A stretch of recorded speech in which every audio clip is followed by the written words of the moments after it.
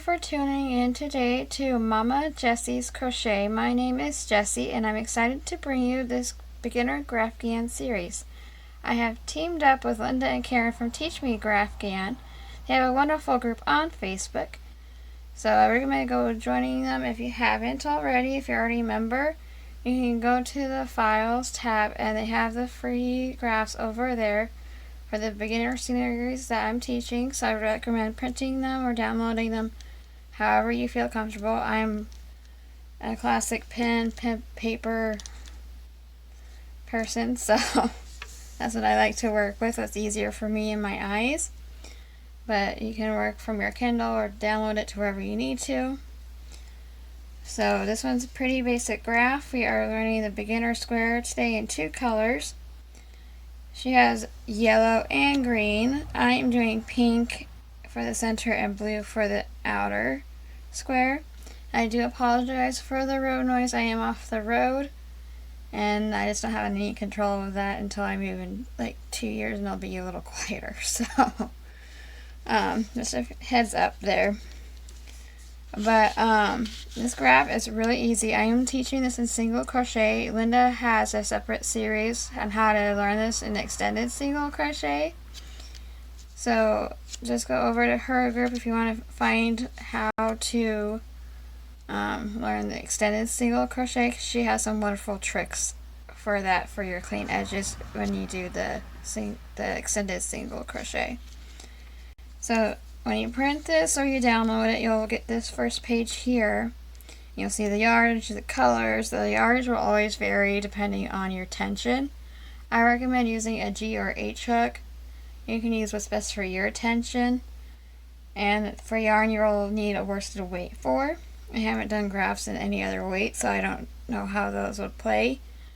So I just have Red Heart and Bravo I'm working with today.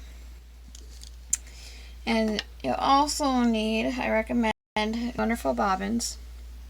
These were 6 for $1 at Dollar Tree.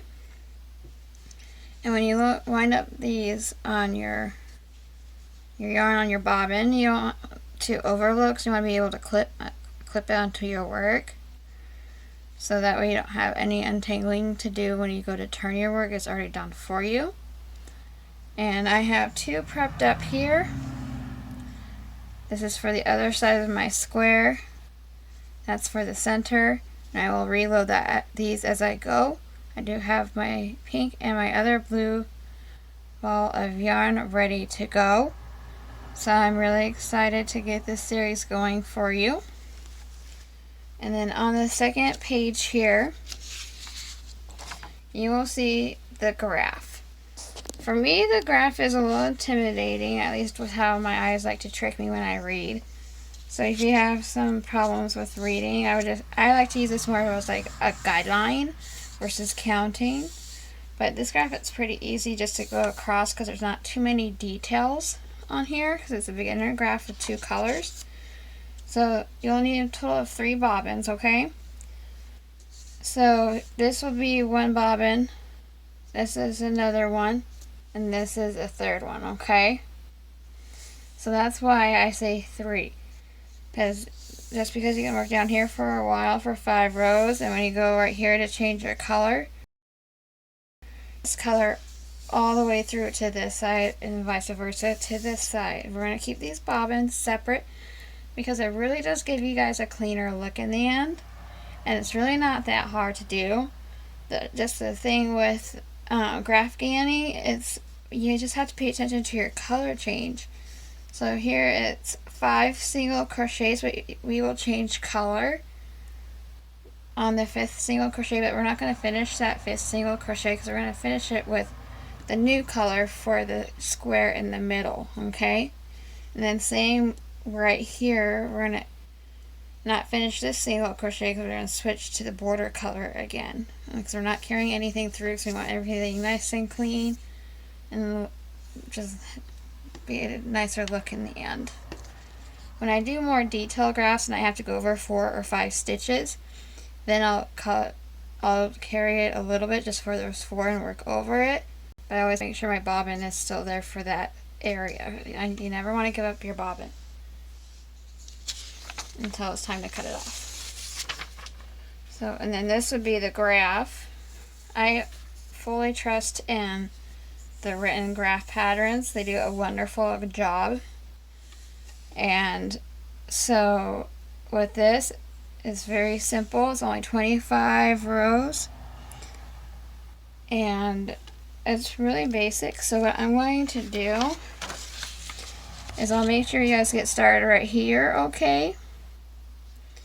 And get going over here. And then I'll just leave you on your own for a few rows till you get to like near the end so we can match up our work together. Make sure you have a nice square in the middle. And then we'll cut off here, okay? We'll cut off our center color yarn.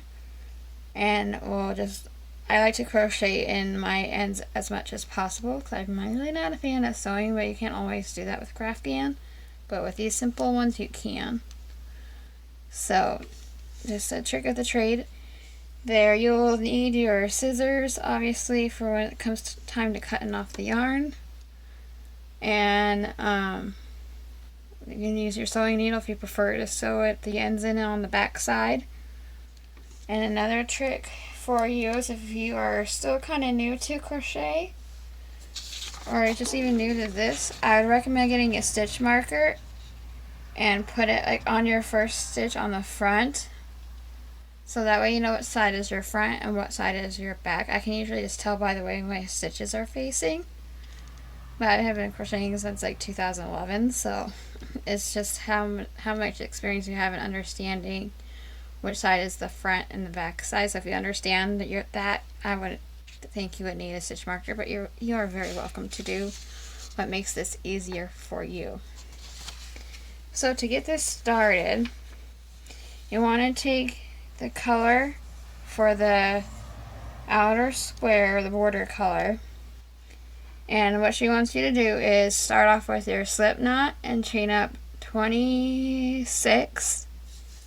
And she's reading it from, the pattern is oriented from bottom to top with the rows going right to left for the odd rows and left to right for the even rows.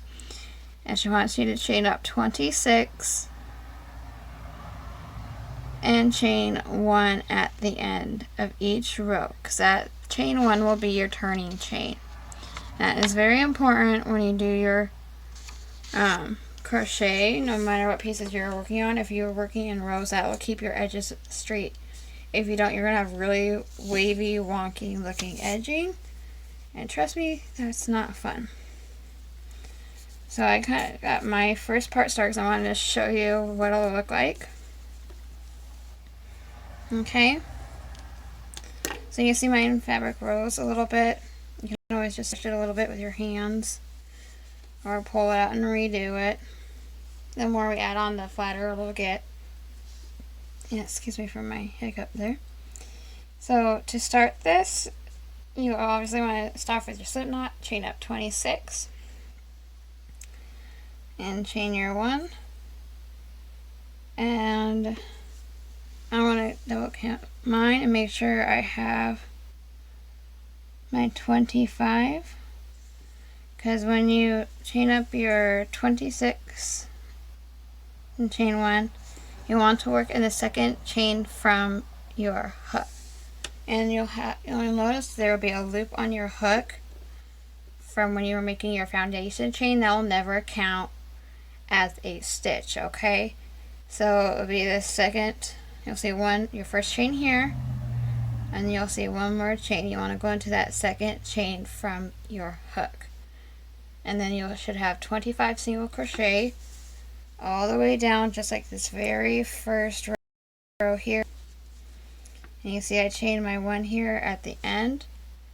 So the first part is really easy. All you have to do for rows 1 through 5 is single crocheting 25 single crochets across with your chain 1 for your turning chain, okay?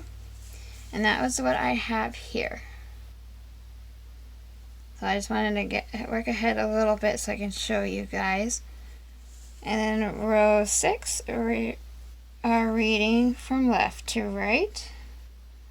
And we're going to do 5 of the border color, 15 of our center color for your circle, which mine is pink, and 5 more for your border color, okay? And you can see on my graph here, I have marked it. You really don't have to, but I just wanted to show you guys how I always use my, make sure I have an eraser handy, whether it's an eraser pen, or just have an eraser with your pencil, whatever works for you.